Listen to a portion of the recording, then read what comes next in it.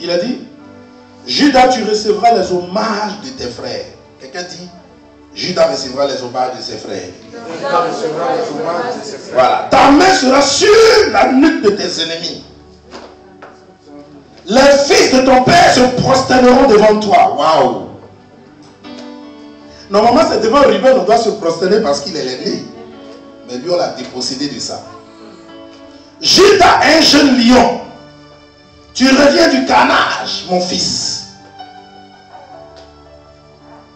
Il ploie les genoux et se couche comme un lion, comme une lionne.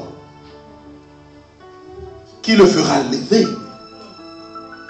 Le sceptre ne s'éloignera point de Judas, ni le bâton souverain d'entre ses pieds. Quelqu'un dit Amen. Amen. Vous pouvez arriver à la maison, vous allez lire Genèse chapitre 49, verset 8 à 12. Pour Judas finit au verset 12. Mais bien aimé, voilà quelqu'un du nom de Judas. Dis avec moi Judas. Judas. Lui par contre, son père appelle, et puis son père libère que de bonnes paroles sur lui. Son père l'appelle, et puis son père le positionne. Lui dit, tes frères vont se prosterner devant toi. Quelqu'un dit Amen. Amen. Son père l'appelle, et puis son père lui dit, Judas, tu vas recevoir les hommages de tes frères. Ta main sera sur la nuque de tes ennemis. Au moment où ils pensent t'attaquer, tu as déjà ta main sur leur nuque. Tu domineras toujours sur tes ennemis. Donc Jacob bénit Judas. Jacob libère la bénédiction sur Judas. Et il lui dit, au verset, je ne sais pas combien, 10, il lui dit, le sceptre ne s'éloignera point de toi. Le sceptre, c'est le symbole de la royauté. Amen. Quelqu'un peut dire Amen avec moi. Amen. En fait, ici, le père Jacob est en train de donner la royauté à Judas. Amen. Il établit Judas roi sur ses frères. Voilà pourquoi, bien aimé, plus tard, le meilleur roi d'Israël fut le roi David. Et David lui-même est issu de qui? De la tribu de Judas.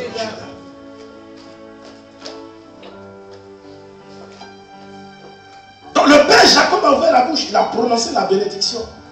Laissez-moi vous dire que la bénédiction, ce n'est pas le matériel. La bénédiction, ce n'est pas ton argent. La bénédiction, ce n'est pas tes nombreuses voitures. La bénédiction, ce n'est pas le luxe dans lequel tu es. Ça, c'est les choses de la terre. C'est les choses de ce monde. Mais la bénédiction, la vraie, c'est des paroles. Et elle provient de la parole de Dieu. Quand un père appelle son fils, il le bénit. C'est ça la bénédiction. Parce que cette bénédiction, elle est spirituelle. On peut te voler tout ce qui est matériel. Mais on ne peut jamais te voler les paroles qui ont été prononcées sur ta vie. On ne peut jamais te voler ce que ton père spirituel, ou Dieu le Père, ou ton père biologique a prononcé comme bénédiction sur toi. On ne peut jamais te prendre ça. Donc on t'aura tout pris. On aura pris le matériel. On aura pris ton mari. On aura pris ta femme. On aura pris tes enfants. Mais la parole qui est la bénédiction, qui demeure sur toi, qu'on n'a pas pu prendre, elle va faire que les choses que tu as perdues vont revenir.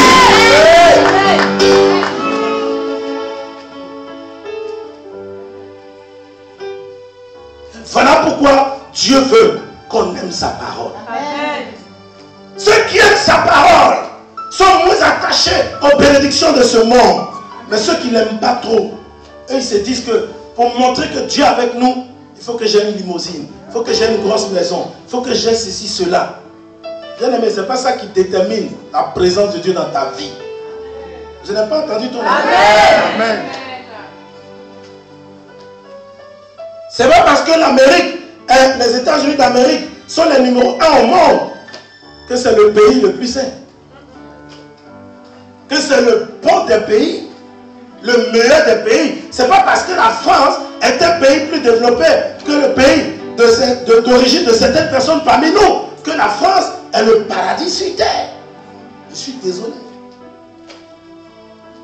La vraie bénédiction, tu ne la vois pas avec tes yeux. Tu ne peux pas la toucher avec ta main. Parce qu'elle est spirituelle. Parce qu'elle est liée à Dieu. Parce qu'elle est dans la parole de Dieu. Parce qu'elle est la parole de Dieu. Parce que la vraie bénédiction, c'est Dieu qui la donne. Ce sont des mots. Ce sont des paroles. C'est bien dire des choses sur la vie de quelqu'un. C'est proclamer positivement la réussite de quelqu'un. La bénédiction, c'est lorsque tu dis à quelqu'un, tu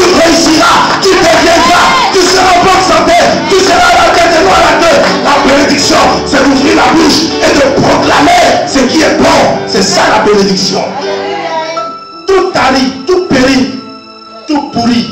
Mais la parole de Dieu ne pourrit jamais. Elle ne périt jamais. Elle n'a pas de date de présomption. S'il vous plaît.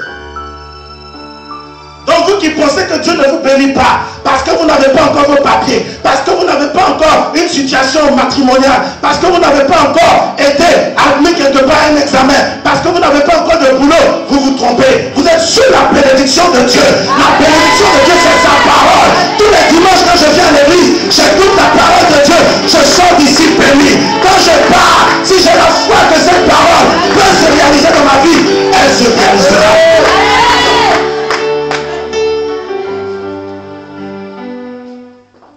Jésus a dit que c'est-il à un homme de gagner tout ce monde entier s'il perd son âme. Tu peux gagner tout, mais tu perds ton âme. C'est pas ça la bénédiction. La bénédiction, c'est que Dieu veut qu'après ta vie sur terre, tu sois positionné auprès de lui dans le ciel. Amen. Ici, le père Jacob est fier de son fils Judas. Pourquoi? Parce que Judas, dans le passé, je vais vous donner la référence, vous allez lire à la maison. Vous allez prendre Genèse à la maison, vous notez Genèse chapitre 43, le verset 44. Judas se porte garant pour son petit frère Benjamin. Quand ils sont retournés en Égypte et que leur frère Joseph était le gouverneur d'Égypte, Joseph a fait un truc là pour bloquer. Il a voulu bloquer, comment il s'appelle? Dites-moi son nom. Benjamin. En tout cas, ils ont lutté avec Joseph. Mais quelque chose va se produire. Ce qui va se produire, c'est que Judas, parmi tous ses frères, l'aîné était là, il ne s'est pas porté garant. Les seconds étaient là, ils ne se sont pas portés garant. C'est Judas, qui est le 4e dans la liste des gens cités. Ruben, Simeon, Lévi, Judas. C'est Judas qui va avoir la sagesse de dire à Joseph, sans qu'eux-mêmes ne sachent que c'est à leur propre frère qu'ils étaient en train de parler. Ils vont dire au prince d'Égypte, tu es comme Pharaon. Mais moi, Judas, je me porte garant pour mon petit frère. Parce que s'il ne retourne pas à mes autres frères, mon père va en mourir. Parce que ce frère-là, il avait un autre de ses frères. Ils ont la même maman ensemble. Mais la mère aujourd'hui est décédée. Elle n'est plus. Et aussi, son frère aîné n'est plus, il est mort. Mais si le dernier de la famille, Benjamin, s'il ne retourne pas, alors là, le père Jacob va mourir. Le père Jacob va piquer une crise cardiaque. Donc moi je me porte garant à la place de l'enfant. Laissez-moi vous dire qu'un tel monsieur, on ne peut que lui donner la royauté. Parce que la nouvelle est parvenue à Jacob. Jacob a béni Judas, il lui a dit, ton comportement était bien à mon égard. Moi ton père qui a des vieux os, moi ton père qui n'a plus beaucoup de souffle, tu m'as honoré. Parce que si vous étiez venu sans Benjamin, j'allais mourir. Mais Judas, béni sois-tu parce que tu t'es porté garant pour ton frère. Laissez-moi vous dire qu'un président de la République, c'est le garant des institutions, de la constitution d'un pays. Laissez-moi vous dire qu'un roi, c'est le garant du royaume. Est-ce que vous le savez? Donc quelqu'un qui a eu l'attitude de se porter garant pour son propre frère, on peut lui confier un royaume. Amen. On peut lui confier une présidence. Je peux entendre ton amen. On peut lui confier l'élévation. Amen. Parce que voilà quelqu'un qui n'a pas eu peur de la mort. C'est pour ça que tout le monde ne devient pas président. Ou tout le monde n'est pas roi. En tout cas, c'est à Judas qu'on a donné la royauté. Satan sait que dans les bénédictions prophétiques du père Jacob sur ses fils, c'est à Judas que revient la royauté. Alors qu'est-ce que Satan va faire? Il va dévancer les choses. Il va pousser le peuple de Dieu au murmure au temps du prophète Samuel. Et ils vont dire à Samuel, nous ne voulons plus de juge en Israël, mais nous voulons un roi. Nous voulons ressembler aux autres nations de la terre. Samuel va partir de la présence de Dieu. Dieu va lui dire, ce n'est pas toi qu'ils ont rejeté, mais c'est moi-même Dieu qu'ils ont rejeté. Ils veulent un roi, je leur donnerai un roi. Va dans la tribu des Benjaminites, les Benjamins, de Benjamin. Et là-bas, tu choisiras un roi pour eux. Mon choix s'est porté sur quelqu'un, Saül. C'est comme ça que Saül est devenu le roi. Mais Saül ne pouvait pas durer longtemps en tant que roi. Même si Saül était saint, Dieu allait trouver le moyen pour que Saül échoue. Parce que la royauté ne revient pas à une autre tribu que celle de la tribu de Judas. La royauté ne revient pas à la tribu de Benjamin. La royauté ne revient pas à la tribu de Ruben. La royauté ne revient à aucune autre tribu qu'à Judas. Voilà pourquoi Samuel a échoué. Plutôt, Saül a échoué. Autant pour moi. Voilà pourquoi Saül a échoué. Il y a des gens qui jugent les gens ici. Ils pensent que la vie de Saül était saine. Sa vie n'était pas saine. Saül est tombé dans la manipulation de Satan. C'est Satan qui a séduit le peuple. Et le peuple a voulu des rois. Dieu dit, comme vous voulez un roi, je vous donnerai un roi. La demande charnelle de ce peuple-là a reçu une conséquence. C'est la venue de Saül. Donc Saül là, il n'est pas le choix de Dieu. Il est le choix des hommes. Il est le choix de la chair. Il est le choix du diable. Il est le choix des gens qui sont contre la volonté de Dieu.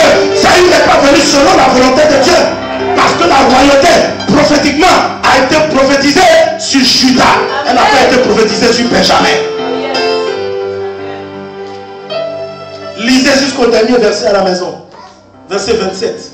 Parce que c'est au verset 28 qui confirme qu'il les a bénis chacun selon sa bénédiction. Au verset 27, vous allez voir, il est question de Benjamin. On ne lui a pas donné de royauté. Donc comment le roi peut sortir de Benjamin?